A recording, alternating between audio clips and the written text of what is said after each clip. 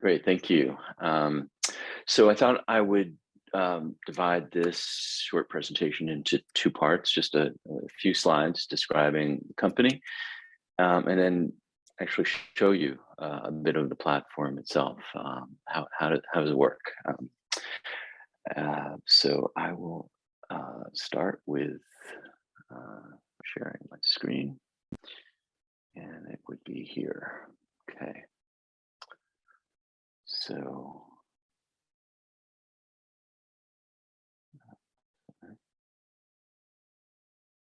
slideshow. There we go. Okay, everybody see that screen? Yep, looks great. Thank you. Okay, great. Okay, so thank you for the introduction, the invitation to join you. So PanOpen Education is a blended content learning platform and curriculum services company. So those who may be familiar with the company may actually be surprised to learn that because we started off exclusively focused on OER and now have found that to further the goals of openly licensed content, to actually have more OER in usage, it actually makes sense to blend that with other forms of content. That doesn't necessarily mean that it becomes more restrictive at all. So there could be institutional content, for example, faculty content that isn't licensed specifically as OER, but could be actually part of the mix and is certainly as flexible as OER. So three legs to the stool, as it were. We start with multiple sources of content and learning resources. To that, we add curriculum services, curation, instructional design support, and also deliver all that through full integration into the LMS, modular remixing, adaptation, redeployment, in new ways and new destinations. And so I would say to the institutional representatives that it isn't just the content that we're making available, but it's actually the platform itself. So if an institution has some component, has a desire to have its own OER program internal to its purposes, and needs a piece of the technology to support that, that's another way that we can work with institutions. So we think of modularity not only in terms of the content, as I'll show you in the demo, but also in terms of the software itself. Sources of content then are fourfold. So our starting point, to be clear and to be sure, is OER. It's openly licensed content. But then to that, we'll add in institutional resources, bespoke content or custom design, and then when needed, supplement that with licensed materials. And even in that case, there are situations where that doesn't even add cost to the materials. There are ways to do that that do not impact the cost of materials, but allow open and other types of content to play nicely with licensed materials as well.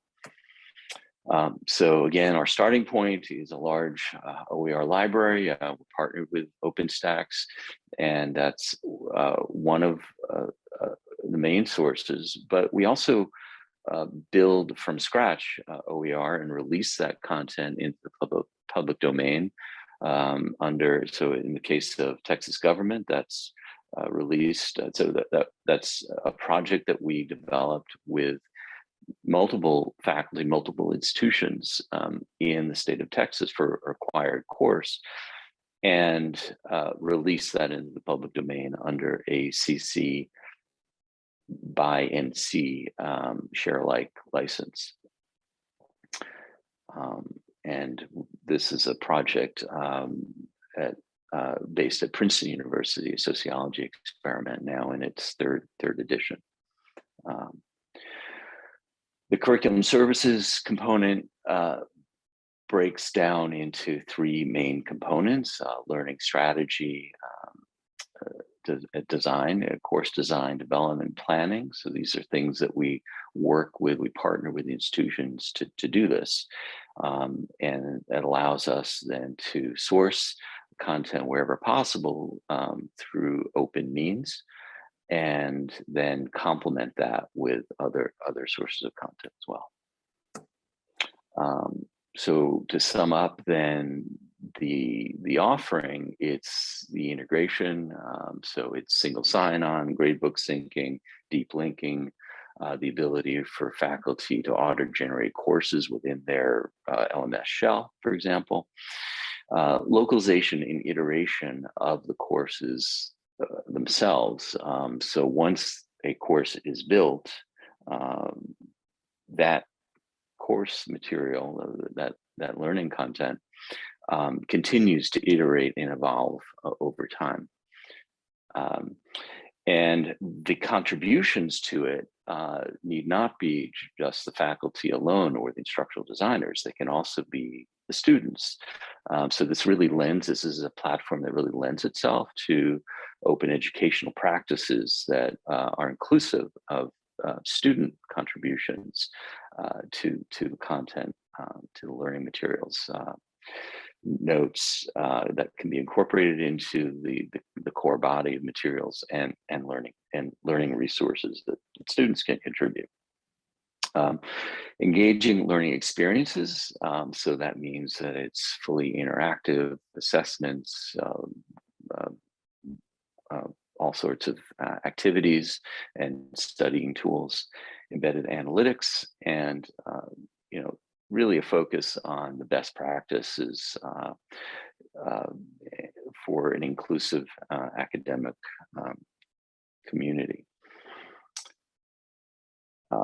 And just some comments from some of our faculty, happy users there around the country.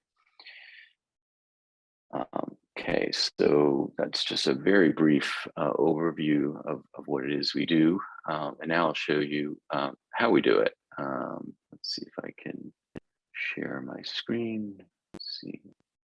Oh, I'm stop. Oh, I can just move to this screen, right? Does everybody see it should be showing, I believe, right? Yep, okay, good. So our library system is organized in a way that allows faculty it's institutionally specific. So here's a PanOpen logo, but if we were working with an institution, that logo would be reflecting the institutional logo and colors of the institution and so on. So the starting point typically for faculty, they register for according to their interests and their teaching areas, and that's all the content that they will see. So all of the content libraries are organized by the disciplines. And so one of the big obstacles for faculty in adopting open is the overwhelming sense of so much content out there, and how wading through the materials, how do I know what's high quality? How do I know what meets my learning objectives? And so that's all sort of preloaded for faculty, but also allowing them to build their own libraries along the way. And so there are three libraries. The institutional library is a starting point, and that and you see that this is a demo account, but you would only see content specific to that area of interest if I were logging in as a faculty member. But the sum total of all institutional libraries are what we call the global library. And so if I am contributing as a faculty member to my local institutional library, I am simultaneously contributing to the greater good by building out a global library. Right? And then the third library is the faculty's own resources,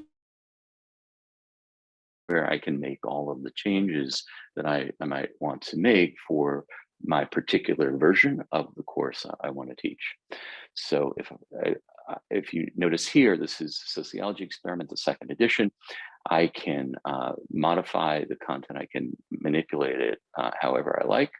I can change these. So if we typically think in terms of courseware, but increasingly, I think there's a move away from courseware as a term toward more modular forms of teaching and learning resources.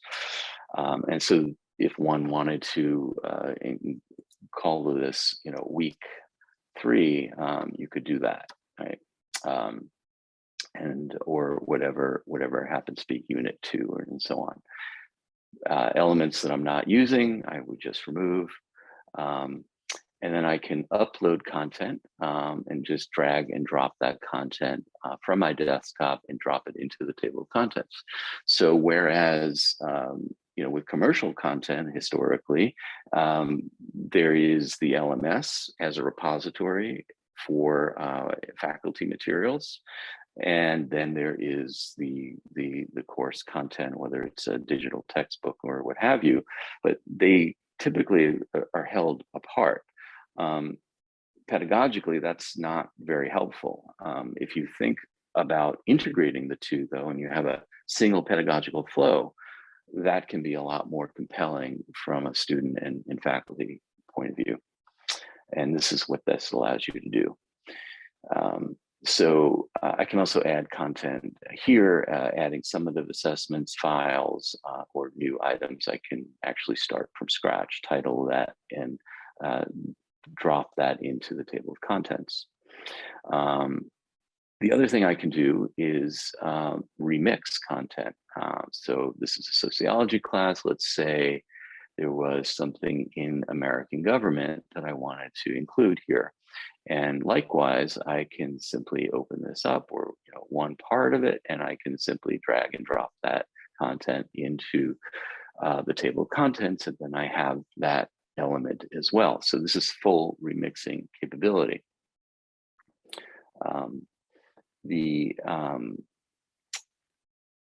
If I go into the content itself, there's a whole another level of customizations, remixing that I can do.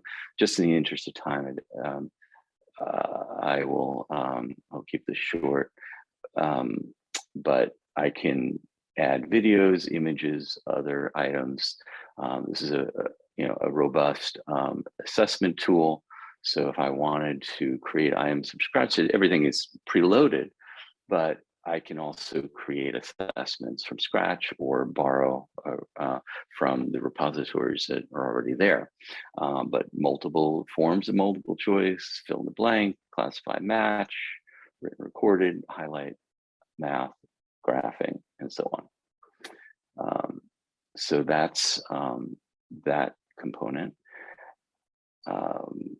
Let's see, I can also, because this is open content, or the permission of as flexible as open content, I can also edit this content. So I can make any changes I like, and then save those changes. And they're, let me just, so once I've made all of the changes that I like to for a particular course, typically it's already associated with an LMS course shell. But if it weren't, I could add it to a class here.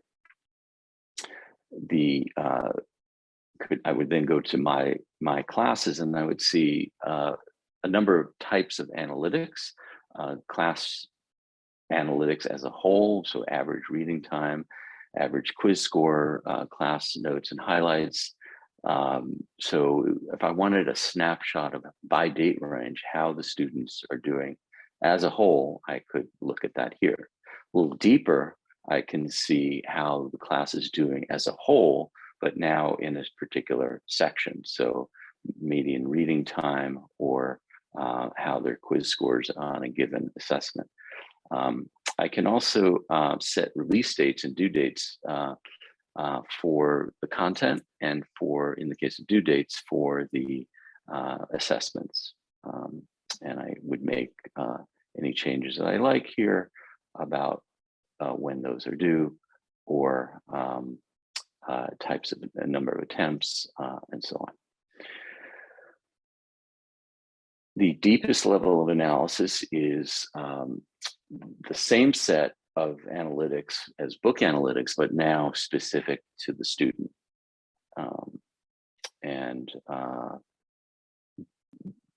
Annika, do you think I have time to show the student view, or should I just stop there? Yeah, you have time. Go ahead. Yeah, okay, great. So I just need to pause for a second and open up another screen. Let's see, and that would be this one. So from a student point of view, I have highlighting in multiple forms, and so I could just come here and just choose what color. I can note make these notes either private or share them with the class. And sometimes instructors create assignments to students where their class participation is in part based on the extent of the marginalia that students are contributing in these texts. So as I'm going through this, let's say it is a MHE note, I'm actually dynamically building a study guide for myself as a student. And I can view that study guide here. So if I can review the notes and highlights according to the color that I've made for them, and I could then click, here's my HEC note, and it would take me to that part of the text and show me where that highlight was made, or where that note was made. Also have full search both of all of my notes and all of the text content. So if I for any key term, I can also print without restriction by section throughout this. And then last thing I'll share is, and so just as is the analytics, so just as faculty have access to the analytics, students with a sort of a gaming function can see how they're doing against their classmates in the class according to the same metrics. So average quiz scores, average reading time, average notes and highlights arranged by date range themselves against the class as a whole. Okay, and I will leave it there. So stop sharing. Yeah. So if there are any questions? Thank you very much. Yes, we have a question from Brian. How accessible are the assessments? Are they able to be summative? Can they connect with the grade book? How much time is that reading? What's the cost? He's got a lot of questions. Yeah, sure. Yes, so the assessment engine is ADA compliant. If I understood the question correctly, it was about accessibility in that sense. So it is ADA compliant, and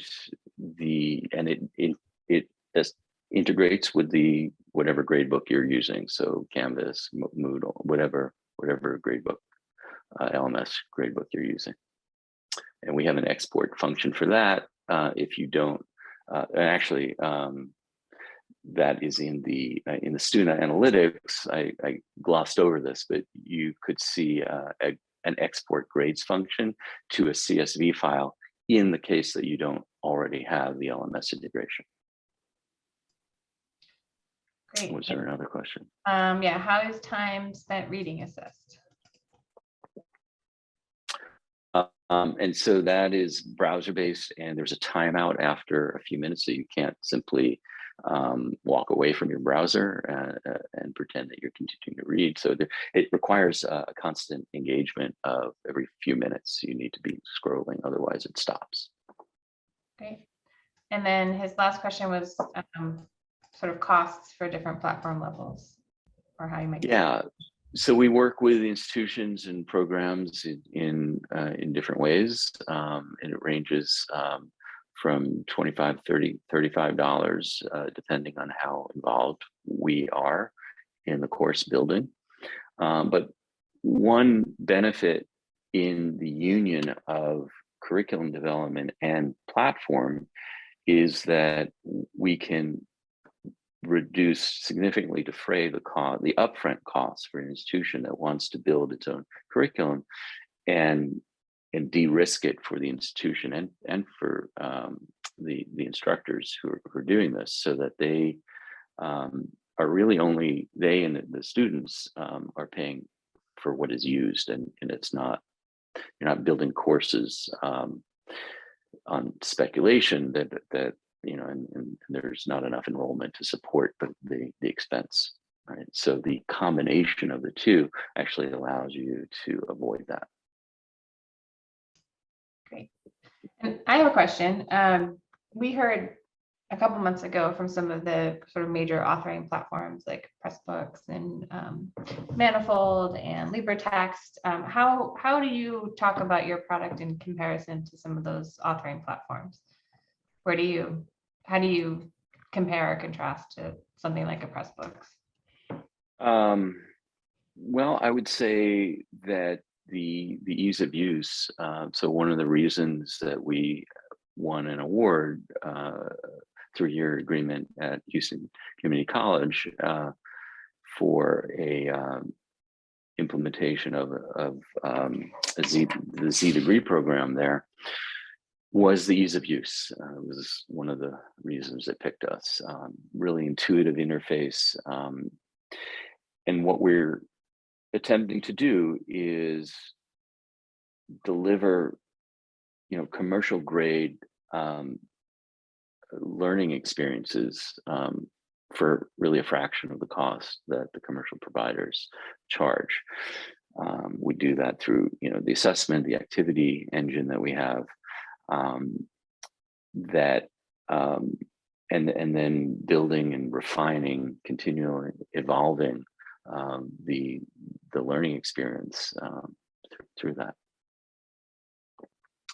So I think the short answer is you have to just stay innovative, right? You just and continually improve the interface and the user experience.